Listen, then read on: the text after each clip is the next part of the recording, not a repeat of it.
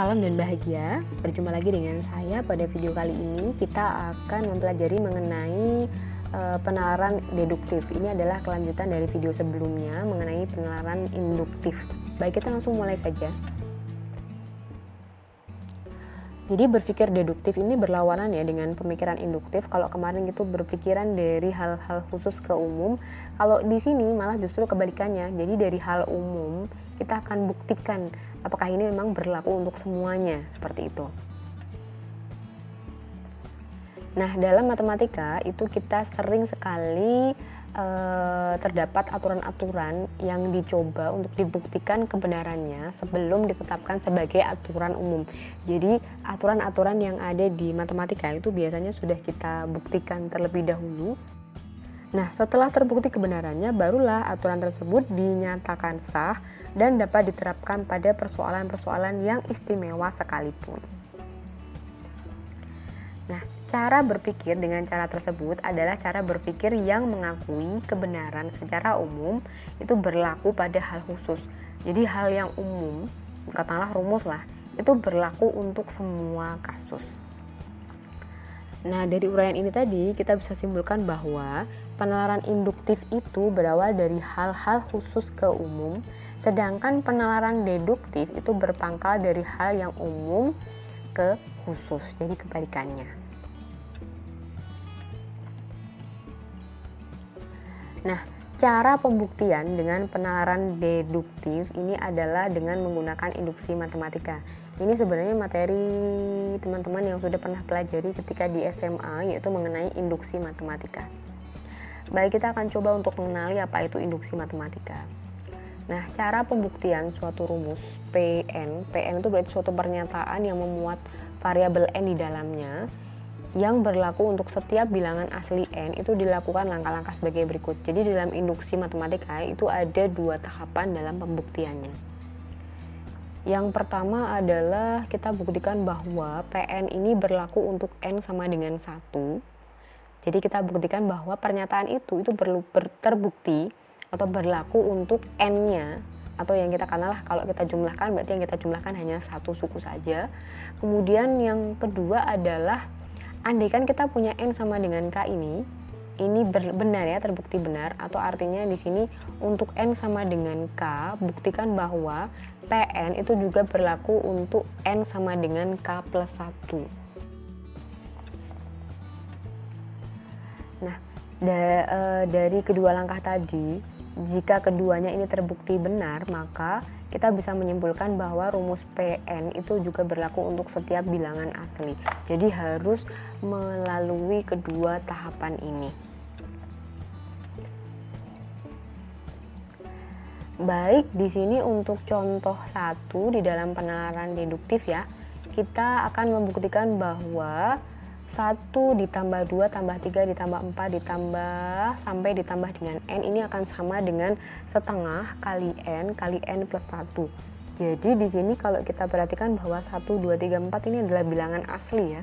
Jadi jumlah bilangan asli pertama itu sama dengan setengah kali N plus 1. Nanti tergantung berapa banyak bilangan asli yang ingin kita jumlahkan. Jadi kita tidak perlu menghitung satu persatu, tapi cukup menggunakan pola ini. Misalnya kita ingin menjumlahkan 100 bilangan asli pertama, berarti N-nya sama dengan 100. Nah, berarti kita tinggal masukkan setengah kali 100 kali 100 ditambah 1. Itu akan lebih mudah ketimbang kita menjumlahkan 1 sampai 100. Nah, kita akan membuktikan bahwa pernyataan ini benar dan ini berlaku untuk semua N bilangan asli. Ingat ya, cara membuktikannya ada dua tahapan. Nah, kita akan gunakan pedoman ini nanti. Yang akan kita buktikan pertama, kita perhatikan bahwa tadi 1, 2, 3, 4 dan seterusnya sampai N ini merupakan bilangan asli ya. Kita akan membuktikan bahwa N, jumlah bilangan asli pertama sama dengan setengah kali N plus 1. Kita akan buktikan itu. Tapi yang pertama yang harus kita tuliskan adalah, karena tadi kita memuat PN ya di langkahnya, maka kalimat ini tadi itu kita definisikan dulu sebagai PN. Jadi pernyataan yang memuat N ini adalah 1 ditambah 2 ditambah 3 ditambah 4 ditambah bla bla bla bla ditambah N ini sama dengan setengah kali N plus 1.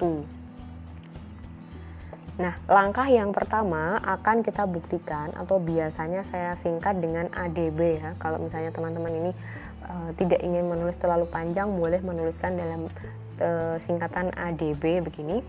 Jadi akan dibuktikan bahwa PN pernyataan ini itu berlaku untuk N sama dengan 1. Maksudnya bagaimana? Kalau PN N sama dengan 1 kan berarti yang kita jumlahkan hanya suku pertama. Nah, suku pertama di sini adalah 1. Nah, 1 ini kita akan buktikan bahwa ini P1 ini berlaku untuk ini. Berarti ini kalau P1 berarti kan ruas kirinya yang diambil adalah 1 saja. Suku yang pertama ya. Nah, kemudian untuk ruas kanan ya sama seperti ini, setengah kali N plus 1, tapi karena tadi N sama dengan 1 berarti yang kita tuliskan adalah ini, ada N nya, setiap ada N kita ganti dengan 1. Jadi P1 karena kan tadi N sama dengan 1 ya, berarti ini setiap ada N kita ganti dengan 1. Jadi ini menjadi P1. Nah, karena ini kan tetap ya, karena di sini kalimatnya adalah ruas kiri sama dengan ruas kanan, berarti kita ambil yang ruas kiri karena P1, maka yang dijumlah hanya 1 suku. Sehingga yang kita ambil adalah suku pertama, di sini kebetulan adalah angka 1, kita tuliskan di sini. Kemudian sama dengan ruas kanan kita tuliskan setengah kali N plus 1. Langkah berikutnya kita ganti setiap ada N dengan sama dengan 1. Nah, sehingga kita peroleh 1 sama dengan setengah kali 1 ditambah 1. Sehingga ini 1 tambah 1 kan sama dengan 2. Setengah kali 1 kan sama dengan setengah. Nah, setengah kali 2 ya sama dengan 1. Sehingga 1 di ruas kiri sama dengan 1. Jadi pernyataan ini benar.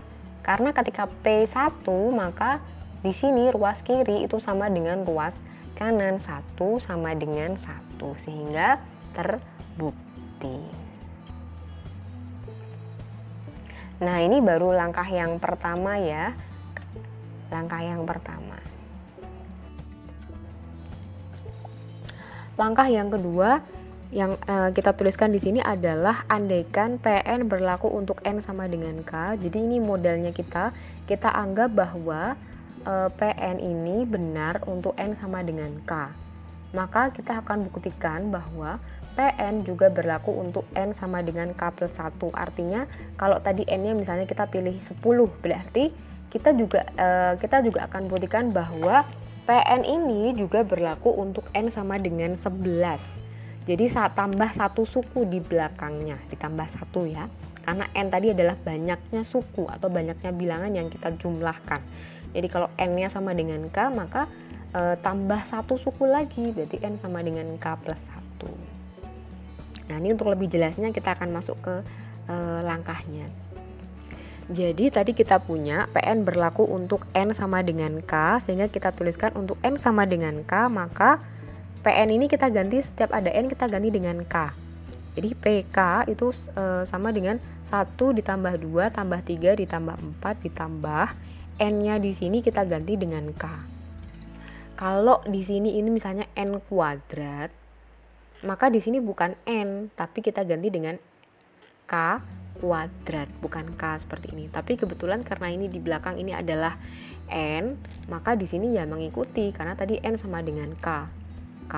Kalau ini N pangkat 3 misalnya, ya berarti ini K pangkat 3.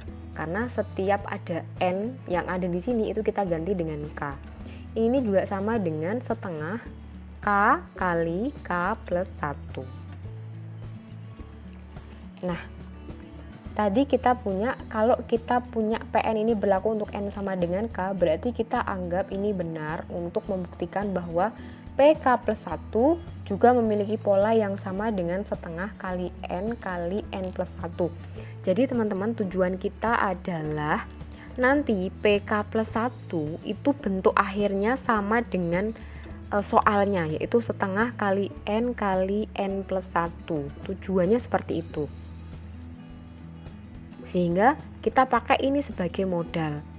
Nah, sehingga untuk N sama dengan K plus 1, nanti kita harus menunjukkan bahwa hasil akhirnya itu sama dengan setengah kali N plus 1.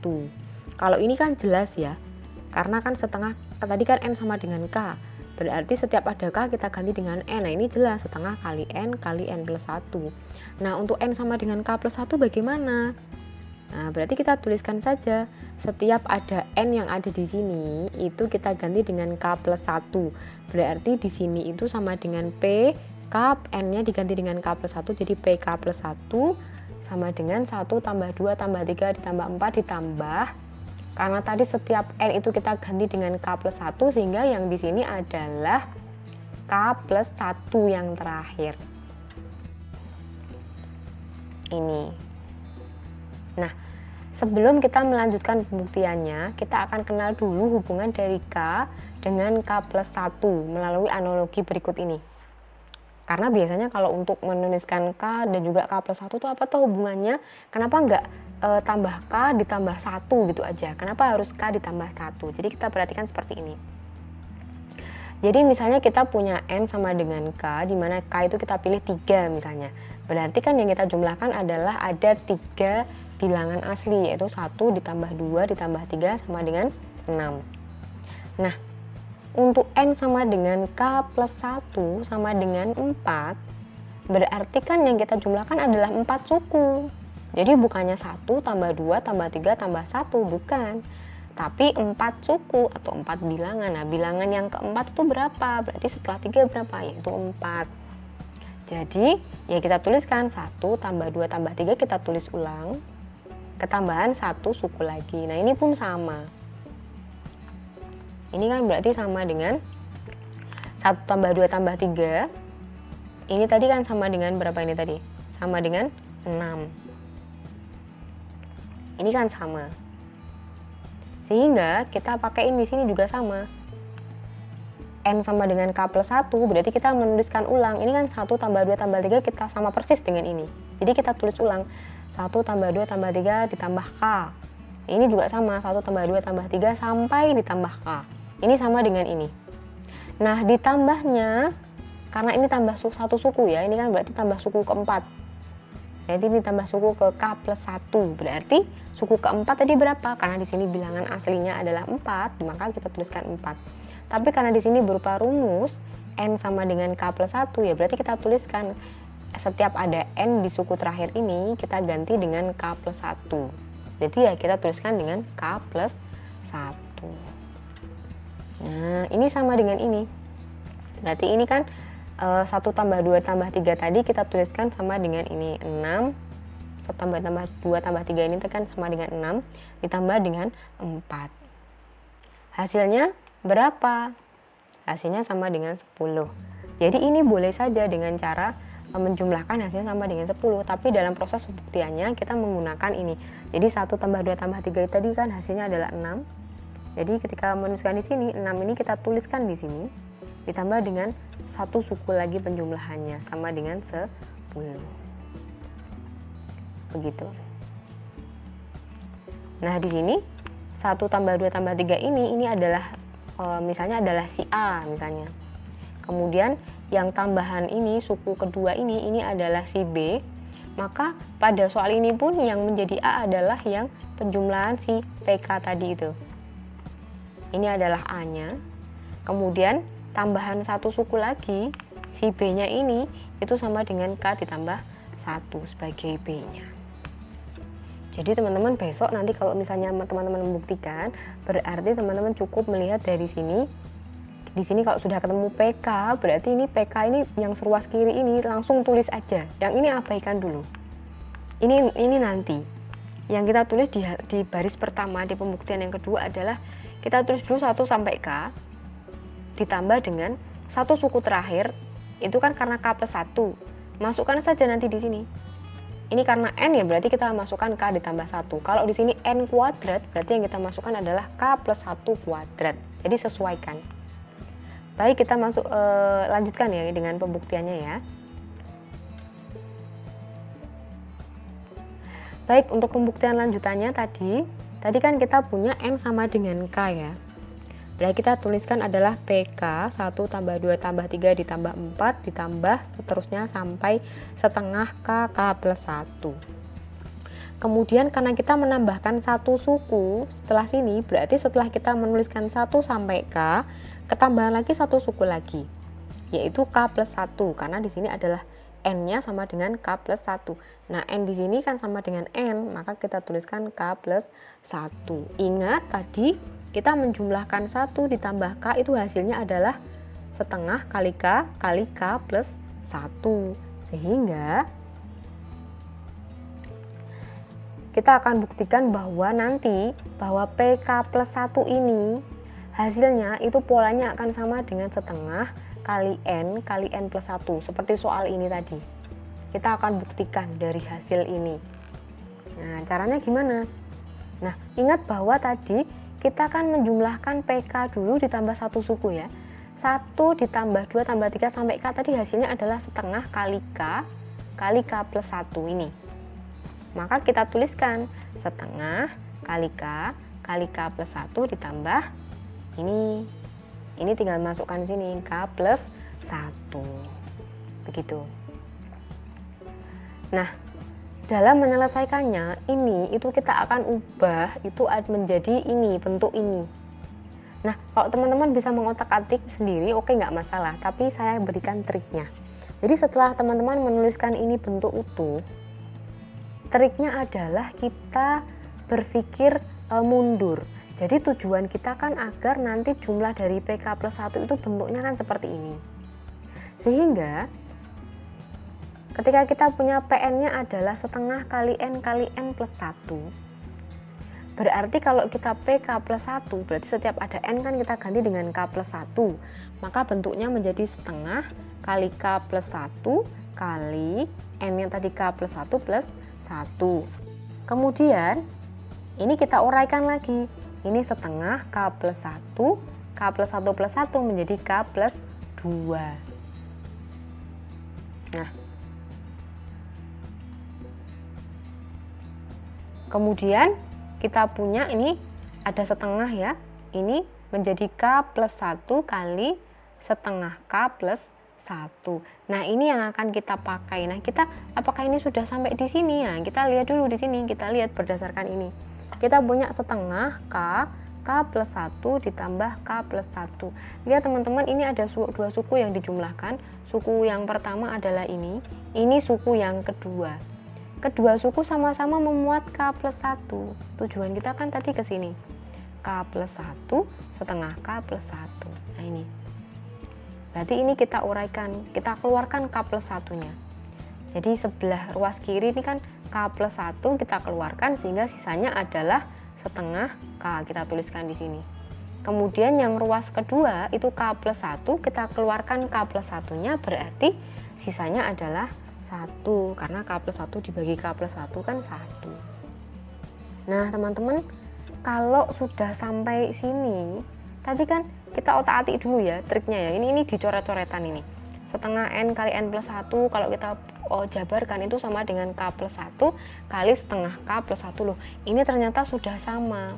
Kalau sudah sama, teman-teman tinggal menulis ke atas, ke atas, ke atas. Begitu. Nah, ini kan tadi sama dengan K plus 1. Ini kita keluarkan ya setengahnya. Seperti ini kita tinggal tulis saja. Setengah kali K plus 2, karena kalau kita keluarkan setengah itu ditambah ini kan menjadi 2 ya, karena dibagi dengan setengah. Nah, 1 dibagi setengah kan berarti 2. Nah, ini kan sama aja dengan ini, ke atas kita tulis ke atas. Ini biar rapi ya udah kita tuliskan setengahnya di depan. Setengah kali K plus 1 kali K plus 2 sudah sama. Berarti ke bawahnya tinggal kita tulis ke atas lagi ini. Nah, ini setengah kali K plus 1. Ini kita jabarkan menjadi K plus 1, ini plus 1. Kemudian ingat tadi bahwa karena N sama dengan K plus 1, sehingga setiap ada K plus 1 kita ganti dengan N. Jadi sama dengan setengah kali N plus 1. Ini ternyata sudah sama persis dengan soalnya, polanya ternyata sama. Baik PK itu setengah kali K plus 1. Yang PK plus 1 bentuknya juga sama dengan setengah kali N plus 1. Ternyata sudah sama dan ini terbukti. Nah, kalau berdasarkan 2 tadi itu ternyata keduanya terbukti. Yang pertama tadi kan kita buktikan bahwa PN itu berlaku untuk N sama dengan 1. Ini tadi terbukti. Kemudian yang kedua adalah kalau kita punya PK itu benar, maka kita juga akan buktikan bahwa ini PN juga berlaku untuk K plus 1. Ternyata benar. PK plus 1 itu bentuk akhirnya itu polanya sama dengan ini, setengah kali N plus 1. Sehingga ini juga langkah kedua juga terbukti. Nah, karena I1 atau mungkin langkah pertama dan langkah kedua ini terbukti, maka pernyataan tadi jumlah dari N bilangan asli pertama itu adalah sama dengan setengah kali N plus 1. Nah, ini berlaku untuk semua N bilangan asli, jadi terbukti. Begitu ya kira-kira teman-teman ya cara untuk mendapatkannya. Nah, kemudian ini coba teman-teman untuk menyelesaikan soal latihannya. Ini ada 9 soal terkait dengan pembuktian dengan induksi matematis. Coba untuk diselesaikan. Nanti didiskusikan di dalam forum diskusi ya. Baik, sekian dulu untuk video kali ini. Sampai jumpa pada video berikutnya. Semoga bermanfaat. Jangan lupa mengerjakan latihan soalnya. Salam.